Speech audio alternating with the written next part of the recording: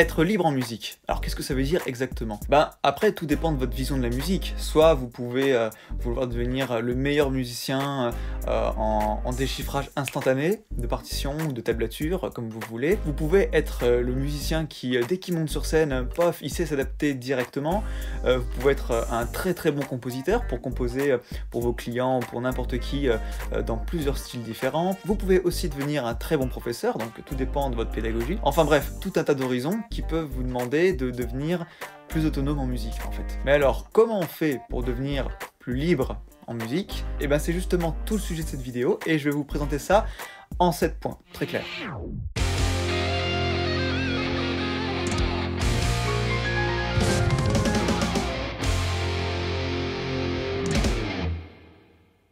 Alors, le premier, déjà, pour pouvoir s'initier à la musique, et le premier pas qu'on peut faire vers l'indépendance musicale, bah, c'est de savoir jouer d'un instrument. Ça paraît tellement logique, bien sûr, mais il y en a, ils préféreront utiliser la théorie à fond, et pouvoir être imparable justement sur cette théorie musicale, sur le solfège, mais faut savoir aussi que plus on développera des capacités techniques dans notre instrument, que ce soit pour n'importe quel instrument, la batterie, la guitare, le piano bien entendu, mais la flûte, l'accordéon, le hautbois, la clarinette, tout ce qu'on veut. Donc développer ces capacités d'instrumentiste, ça permet de mettre le doigt, sans mauvais jeu de mots, hein, sur les problèmes qu'on peut éventuellement avoir, pour essayer de mieux comprendre ensuite sur des questions de rythme, sur des questions de tout ce qu'on veut en fait. Voilà, là je prends ça au sens très large. Donc développer cette technique instrumentale, c'est un premier passage par lequel doivent passer pour moi tous les musiciens, bien entendu, ça paraît assez logique. La deuxième chose, alors après avoir appris un instrument et tout ce qui va avec le solfège, voilà, avoir appris par cœur des notions, etc., et ben on va plutôt essayer de le comprendre. Parce qu'effectivement, à l'école, on nous fait apprendre des tables de multiplication, des règles de grammaire, des formules à apprendre par cœur, bien entendu, enfin voilà, tout un tas de choses qu'on nous demande d'apprendre par cœur. Oui, parce qu'effectivement, quand on est à l'école, eh ben, on nous demande d'apprendre par cœur des tables de multiplication, des formules chimiques, après, collège-lycée, bien entendu. Voilà, on nous demande d'apprendre des tas de choses. Alors bien entendu, il y en a, on peut que apprendre par cœur. Mais il y a beaucoup de choses qu'on peut essayer de comprendre avant d'apprendre. Alors, aussi, un enfant en bas âge, ben, on va pas lui demander de comprendre, par exemple, ce que c'est qu'une armure ou une tonalité. Non, on va lui apprendre déjà la différence entre une touche blanche et une touche noire. Et après, si jamais il est assez développé sur le sujet, on peut lui demander après de comprendre la différence entre un dièse et un bémol. Pourquoi pas? Pourquoi pas? Mais bien entendu, c'est à voir en fonction de l'élève en question. Mais à partir d'un certain âge, donc l'adolescence, 20 ans, 30 ans, 40 ans, nous ce qu'on veut, c'est apprendre plus vite. Et pour apprendre plus vite, bah, des fois, il n'y a pas le choix que de mieux comprendre. Donc pour mieux comprendre, bah, il faut savoir se poser le pourquoi du comment. Il faut avoir un professeur aussi assez ouvert pour ça. Il faut avoir quelqu'un qui puisse nous inculquer sa passion, parce que quand on est passionné par quelque chose, on va creuser en profondeur les choses. Et c'est ce qu'on veut. En creusant en profondeur les choses, on va pouvoir mieux comprendre notre sujet, et pas l'effleurer justement en surface. Donc ça, c'était la deuxième chose. Maintenant, la troisième chose, et ben à partir de ça, c'est une suite d'étapes logiques, mais c'est savoir déchiffrer plus rapidement. Alors pour ceux qui ne savent pas, déchiffrer, qu'est-ce que ça veut dire? Ça veut dire, on a une partition devant nous, et on est capable de la jouer presque instantanément. Il y en a, ils arriveront à la jouer directement, il y en a, ils arriveront à la jouer assez rapidement, mais bon, ça manquera un petit peu de technique, mais le but, c'est de ne pas buter sur toutes les notes, sur tous les rythmes, et essayer d'être le plus fluide possible sans s'arrêter. On a le droit de faire des erreurs, hein, parce qu'on est humain, et puis il faut s'entraîner au fur et à mesure, mais il faut être capable de suivre sa partition sans s'arrêter, et de éventuellement jamais s'arrêter, voilà, au mieux qu'on puisse. Et donc ça, c'est un excellent exercice pour développer ses capacités d'instrumentiste et de solfège, énormément, parce que mine de rien, même à la guitare, on a besoin de solfège, un petit peu. Au bout d'un moment, on a besoin, on se retrouve avec quelques blocages, je pense, si on n'a pas assez de solfège.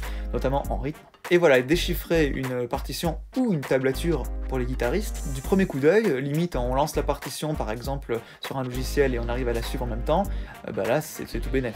Mais bien sûr ça se fait par étapes, on commence par des morceaux très simples, très basiques, mais on veut que ça soit fait directement au premier coup d'œil. Moi je me souviens un jour à une petite audition, il y avait un groupe de 3-4 musiciens, mais en très bas âge, je crois, les gamins ils devaient avoir entre 6 et 8 ans, et ils devaient jouer ensemble en musique de chambre, donc piano, violon, violoncelle, et il devait y avoir aussi un autre instrument mais je me souviens plus. En tout cas le petit pianiste, eh ben, il avait été malade je crois, et mon professeur m'avait dit bah, est-ce que tu peux le remplacer? Il me dit t'inquiète pas, ça sera hyper simple, c'est 2 lignes à faire, et c'est vraiment pour débutants. Donc je te donne maintenant la partition mais tu le feras directement sur scène. Je fais ah bon, déchiffrer directement sur scène? Et en fin de compte c'était hyper simple, c'était tellement simple ben, que j'ai plus stressé de me dire oh là là je vais me tromper, que en fin de compte que la difficulté en elle-même de la partition. Et donc voilà, ça c'est bien un exemple qui montre que le morceau était trop facile pour moi.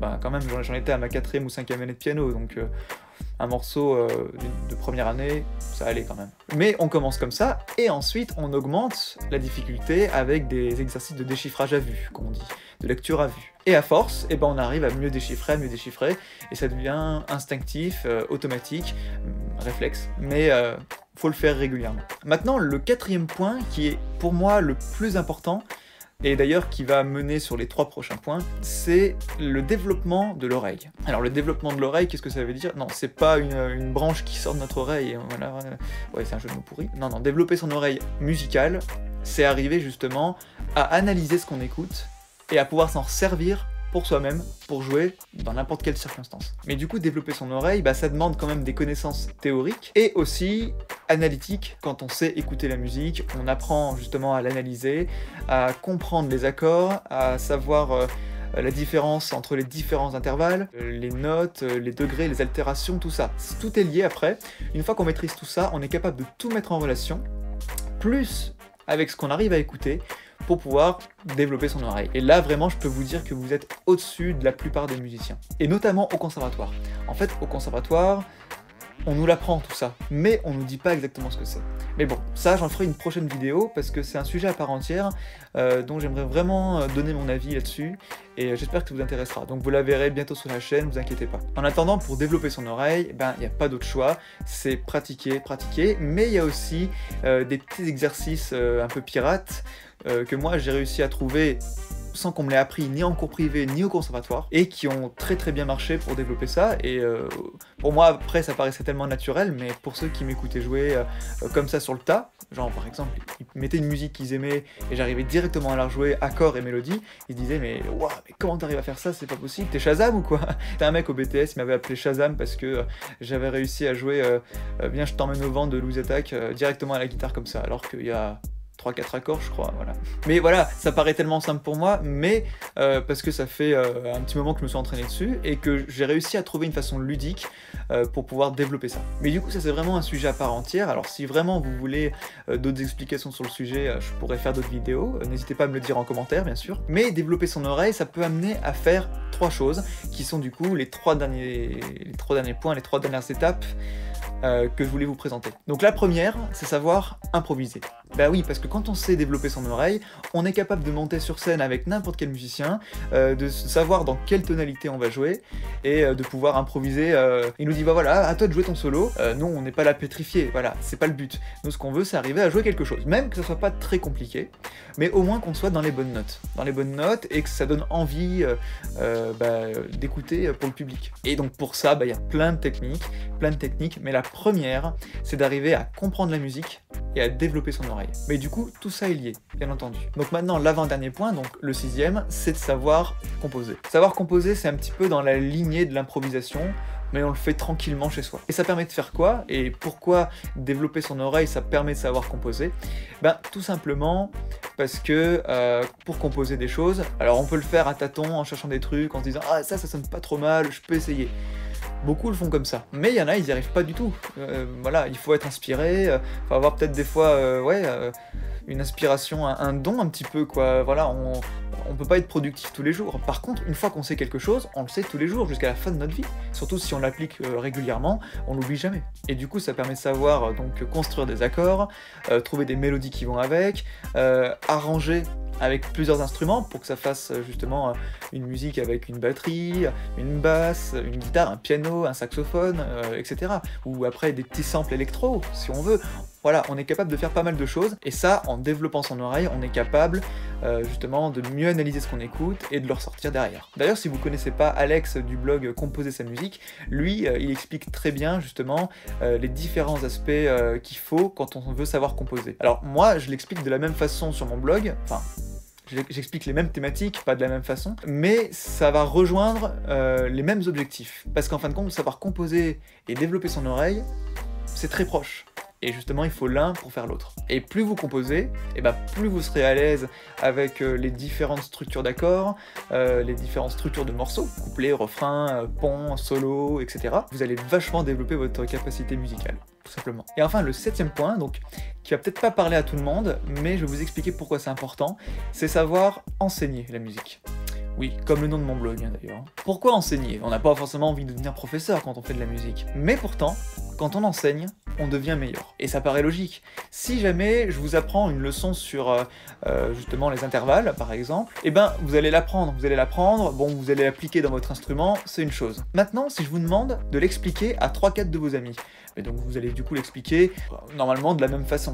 Peut-être qu'à force des 3-4, vous allez réussir à l'expliquer mieux, parce que ça va être de plus en plus clair dans votre esprit, mais en fin de compte, vous allez l'expliquer toujours de la même façon. Donc vous allez avoir une certaine rigueur dans la façon dont vous allez le comprendre, parce que c'est en le comprenant soi-même qu'on est capable de l'enseigner.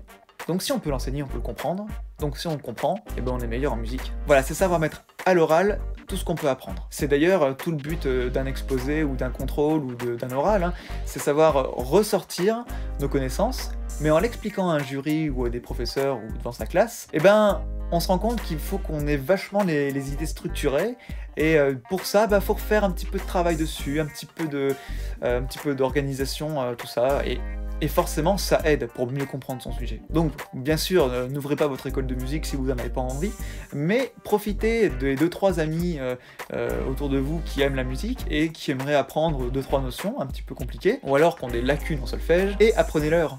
Si jamais vous y arrivez, si vous avez le niveau pour ça. Ça va vraiment vous aider à mettre en place vos idées. Moi par exemple, je sais qu'avec mes cours de musique, depuis que je les donne depuis maintenant 2 ans, presque 2 ans, je suis capable d'expliquer la différence entre une gamme et une tonalité.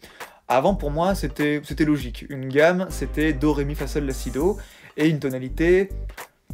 Bah, je savais dire qu'à partir d'une armure on trouvait une tonalité, voilà, mais je savais pas définir la tonalité sans regarder sur Wikipédia, je veux dire. Et même sur Wikipédia, c'est pas forcément évident à comprendre. Et puis, alors, j'ai commencé à venir à ces sujets-là avec mes élèves, parce que c'était à peu près tous en même temps. Et puis, au bout de 2-3 élèves, je commençais à me dire, mais attends, la tonalité, en fait, c'est la possibilité d'avoir différents accords qui vont bien ensemble. Et là, j'ai eu le déclic. Je me suis dit, mais oui, mais la gamme, c'est les 7 notes qui vont bien ensemble, Do, Ré, Mi, Fa, Sol, La, Si, Do. Et quand on a une tonalité, en fait, c'est les 7 accords qui découle de ces 7 notes. Et j'avais jamais vraiment fait le rapport, je me suis dit oui, bah forcément, ça marche. Mais pour l'expliquer et pour le faire mieux comprendre, c'est une des façons la plus simples pour l'expliquer, parce que sinon, une tonalité, personne ne sait vraiment ce que c'est, si on l'explique pas comme ça. On sait que oui, voilà, si on a 3 des à la clé comme tout à l'heure, eh ben on va être en La majeur, en tonalité de La majeure. Mais qu'est-ce que c'est qu'une tonalité exactement ? Et ben en expliquant ça d'une autre façon, je l'ai beaucoup mieux compris par moi-même, et maintenant je l'explique aussi beaucoup mieux à mes élèves. Donc maintenant, voilà, vous avez les 7 étapes qu'il vous faut pour devenir plus libre en musique, meilleur en musique. C'est vraiment 7 points sur lesquels moi je mettrais le plus d'importance, sur lesquels j'ai bâti mes 15 années de musique, hein, d'apprentissage, et encore maintenant, je veux dire, j'apprends encore actuellement, on finit jamais d'apprendre, et c'est ça qui est passionnant. Mais il faut quand même justement en faire un petit peu une passion, pour bien comprendre et aller creuser en profondeur les choses. Voilà, j'espère que cette vidéo vous aura plu, alors n'hésitez pas à me mettre un petit pouce, à commenter, à vous abonner bien entendu si ça vous a plu aussi, pour pas rater les prochaines vidéos, en mettant la petite cloche, sinon vous n'allez pas être notifié. Et on se retrouve bientôt pour une prochaine vidéo. Ciao les zikos.